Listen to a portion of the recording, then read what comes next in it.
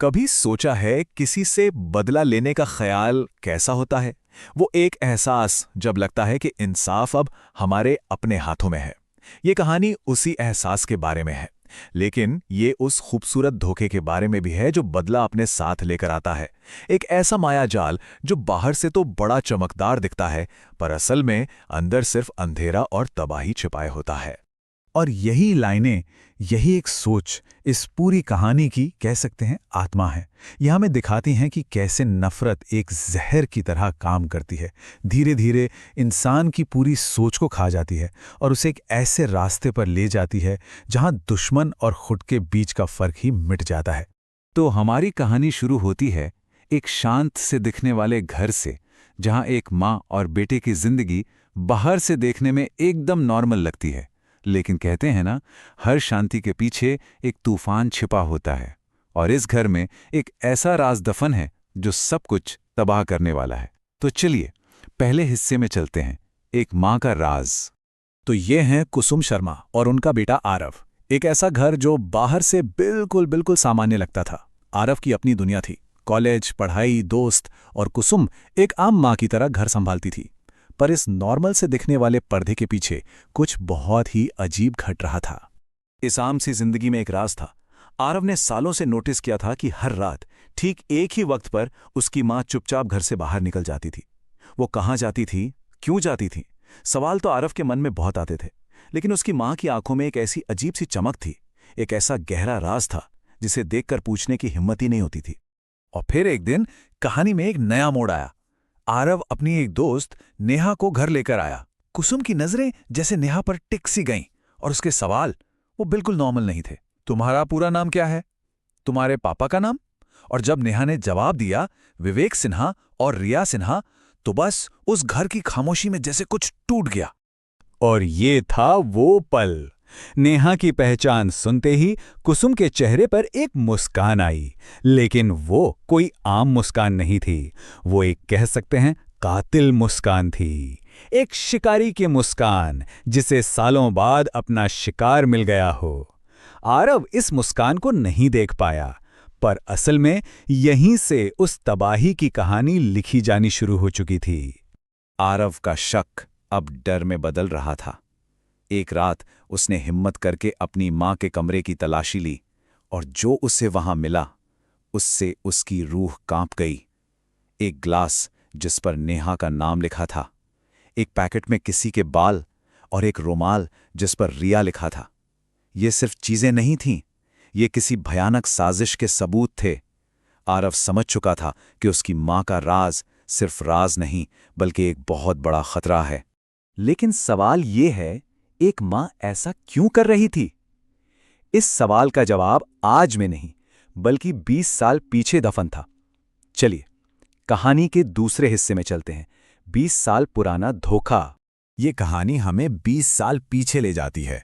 कुसुम और विवेक का बचपन का प्यार, विवेक का धोखा, और कुसुम की टूटी फूटी जिंदगी।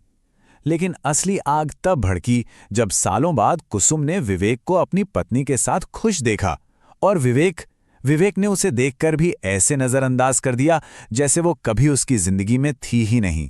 बस उस एक पल की बेइज्जती ने 20 साल पुराने जख्मों को फिर से कुरेद दिया।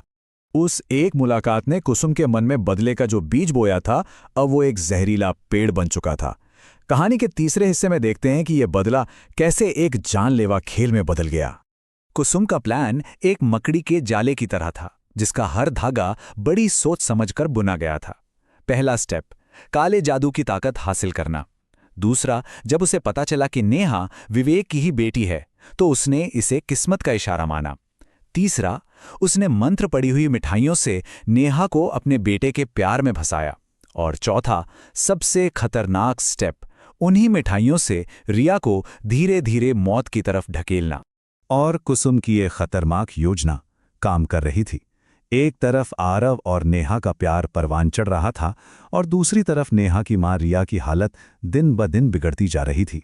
डॉक्टर भी हैरान थे, उन्हें समझ ही नहीं आ रहा था कि आखिर उन्हें हुआ क्या है। और यहीं पर हम देखते हैं कि बदला इंसान को कितना बदल देता है। आरव परेशान था, डरा हुआ था, लेकिन जब भी वो अपनी मां को रिया की बिगड़ती हालत के बारे में बताता, तो कुसुम के चेहरे पर चिंता नहीं बल्कि एक अजीब सी डरावनी संतुष्टि दिखाई देती थी। माँ और बेटे के बीच अब एक गहरी खाई बन चुकी थी। आखिरकार जब आरव ने अपनी माँ से सच का सामना किया तो सारे पर्दे हट गए। कुसुम ने सब कुछ कबूल कर लिया और उसके शब्द किसी के भी रोंगटे खड़े कर देने वाले थे। मैं चाहती हूं पहले रिया टूटे, फिर नेहा और आखिर में विवेक। ये सिर्फ बदला नहीं था, ये पूरी तबाही का ऐलान था। और यहां से कहानी अपने सबसे भयानक और आखिरी पड़ाव पर पहुंचती है। एक ऐसा पड़ाव जहां बदले की आग सब कुछ जलाकर राख कर देती है। और फिर बदले की पहली कीमत चुकाई गई। कुसुम का जहर काम कर गया। रिया, एक बेकसूर पत्नी और मां, इस नफरत की आग में जलकर खत्म हो गई। कुसुम के बदले का पहला अध्याय पूरा हो चुका था। आरव ने सोचा था शायद एक मौत काफी होगी, शायद अब उसकी मां रुक जाएगी, लेकिन वो कितना गलत था। रिया की मौत से कुसुम की प्यास बुझी नहीं थी, बल्कि और ज्यादा बढ़ गई थी।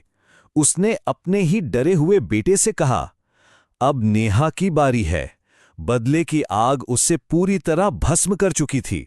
कुसुम ने अपने ही बेटे को एक कमरे में कैद कर लिया और अपने जाल के पूरा होने का इंतजार करने लगी। और शिकार खुद जाल में आ फंसा।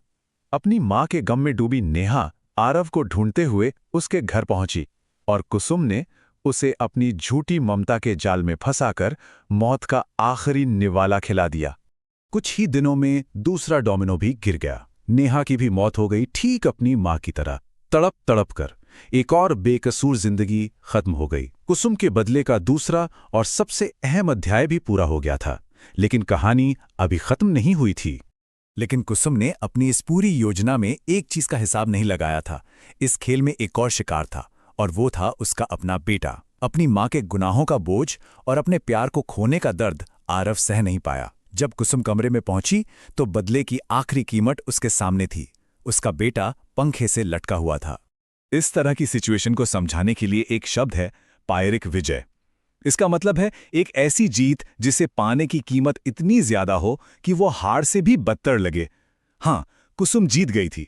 उसने विवेक की दुनिया बर्बाद कर दी थी, लेकिन इस जीत को पाने के लिए उसने अपनी ही दुनिया को पूरी तरह से तबाह कर दिया था।